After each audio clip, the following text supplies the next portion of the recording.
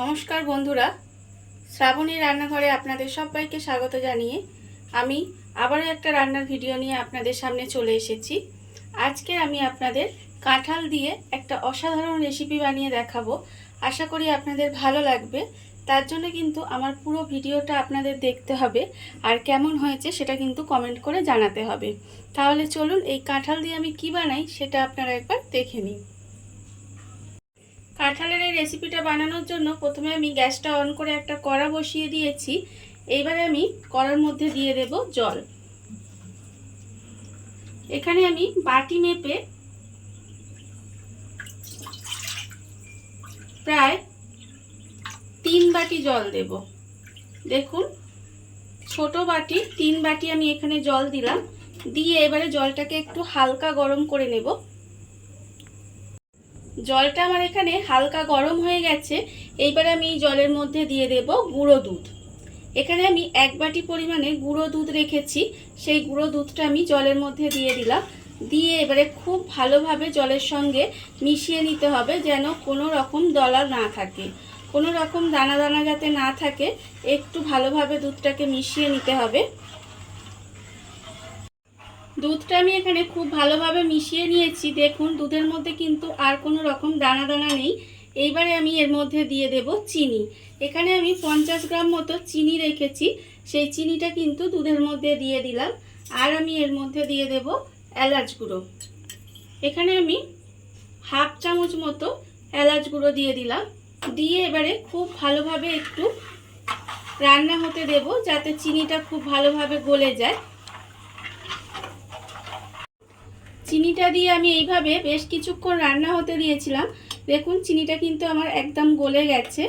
এইবারে এই অবস্থায় কিন্তু আমি এর মধ্যে দিয়ে দেব বড় চামচের 1 চামচ ঘি।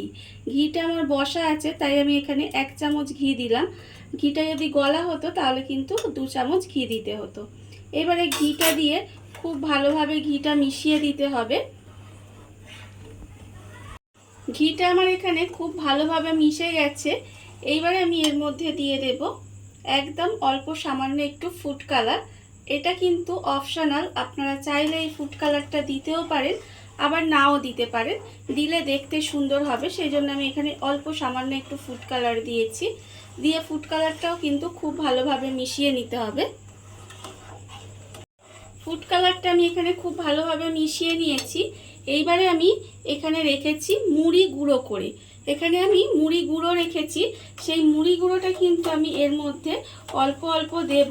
আর এইভাবে একটু নাড়িয়ে যাব, যাতে না দলা পাকিয়ে যায়। এইভাবে মুড়ি গুঁড়োটা দিয়েও একটু কিন্তু মিশিয়ে নিতে হবে। গুঁড়ো মুড়িটা দিয়ে আমি কিন্তু খুব ভালোভাবে মিশিয়ে নিয়েছি। এইবার আমি এর মধ্যে দিয়ে দেব, এখানে আমি কাঁঠালটাকে মিক্সির মধ্যে দিয়ে পেস্ট করে রেখেছি, সেই কাঁঠালের পেস্টটা কিন্তু আমি এর মধ্যে দিয়ে দেব। কাঁঠালের পেস্টটা আমি এর মধ্যে দিয়ে দিলাম। দিয়ে এবার কাঁঠালের পেস্টটাও কিন্তু খুব ভালোভাবে মিশিয়ে নিতে হবে।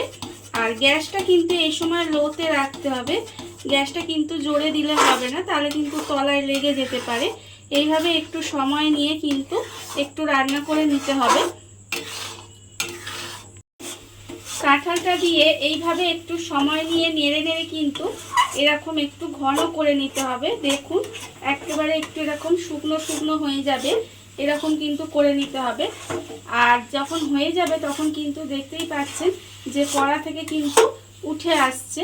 এরকম হয়ে গেলে ভাববেন যে এটা হয়ে গেছে। এইবার আমি গ্যাসটা অফ করে এটাকে ঢেলে নেব। তার জন্য আমি এখানে একটা থালা নিয়েছি, আর থালার মধ্যে আমি ঘি মাখিয়ে নিয়েছি। এইবারে আমি এটাকে এই থালার মধ্যে ঢেলে নেব। থালার মধ্যে আমি ঢেলে নিয়েছি। এইবারে এটাকে একটু এইভাবে নেড়ে নেড়ে সমান করে দেব, যাতে একদম সমান হয়ে যায়। ঠিক এইভাবে দেখুন, ওপরটা একটু যাতে সমান হয়ে যায়, তাহলে দেখতে সুন্দর লাগবে। এইভাবে একটু সমান করে দেব। এইভাবে দেখুন।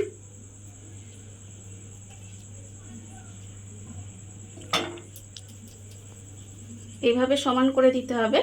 এবার আমি এটাকে একটু ঠান্ডা হতে দেব।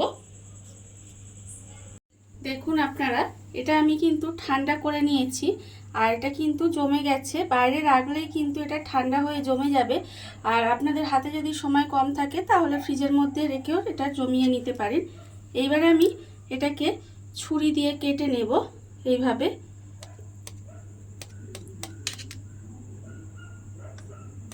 এইভাবে যে কোনো শেপে কিন্তু আপনারা কেটে নিতে পারেন। আমি এখানে চৌকো শেপ দেব।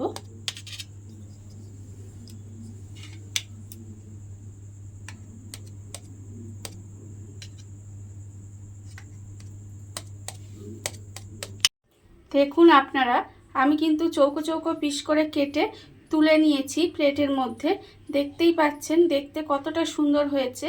আর দেখতে যতটা সুন্দর হয়েছে খেতে কিন্তু তার থেকেও বেশি সুন্দর হয়। আপনারা বাড়িতে বানিয়ে দেখতেই পারেন। এই রেসিপিটা ভালো লেগে থাকলে আপনারা যদি ফেসবুক থেকে দেখে থাকেন তাহলে পেজটি ফলো করে দেওয়ার অনুরোধ রইল।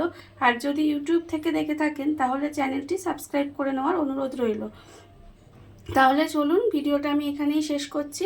আপনারা সবাই ভালো থাকবেন, সুস্থ থাকবেন। আবারও হাজির হব নতুন কোনো রান্না নিয়ে।